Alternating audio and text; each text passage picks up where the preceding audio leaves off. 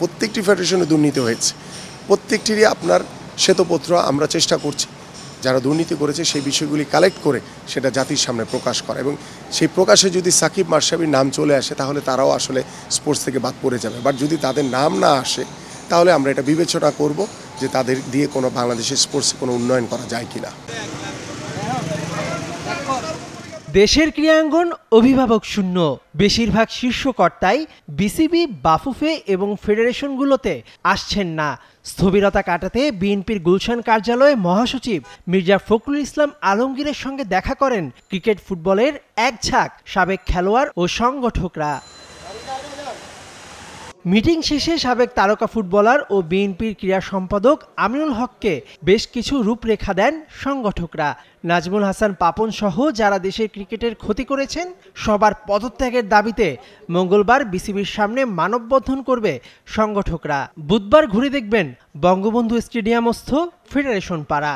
যতগুলি নির্বাচন হয়েছে সেই নির্বাচনের প্রশাসনমূলক নির্বাচন হয়েছে এবং তারা একতরফা নির্বাচন করে এই বোর্ডে আছে, সেটাও একটা অন্যায় কাজ করেছে। কেন এখানে কারো পার্টিসিপেশন ছিল না। 3টি মিটিংয়ে পরপর অনুপস্থিত থাকলে তার এমনি তার পরিচালক পদ থেকে সে অব্যাহতি পেয়ে যায়, অটোমেটিক পেয়ে যায়। যদি কেউ পদত্যাগ করেন এটা কিন্তু তার রাইটস, এটা নিয়ে কিন্তু কেউ কোনো বলতে পারবে না, এটা আমার ব্যক্তিগত ব্যাপার। সো আমরা মনে করি যে অপশাসন শুরু হয়েছিল এবং এই অপশাসনের যদি আপনার সমাপ্ত করতে হয় তাহলে ক্রিকেট বোর্ডের পরিচালকদেরকে পদত্যাগ করতে হবে। ফুটবলেও বাফুফে থেকে কাজী সালাউদ্দিনকে সসম্মানে বিদায় নিতে বলছেন সাবেকরা।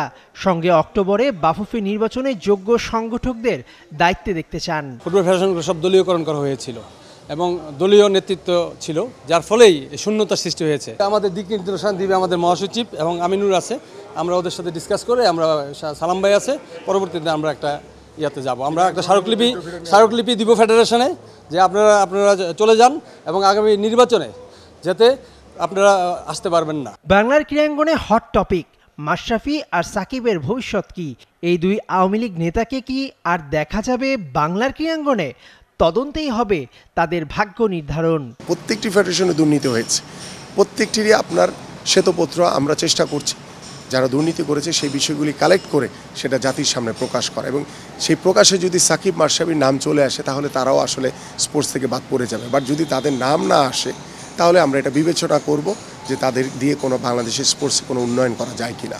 সোমবার বিকেলে প্রধান উপদেষ্টা ডক্টর মোহাম্মদ ইউনূসের সঙ্গে দেখা করেন বিএনপির নেতাবৃন্দ। সেখানে স্থবির ক্রীড়াঙ্গন নিয়েও আলোচনা করবেন তারা। মেহেদী নাইম, ৭১।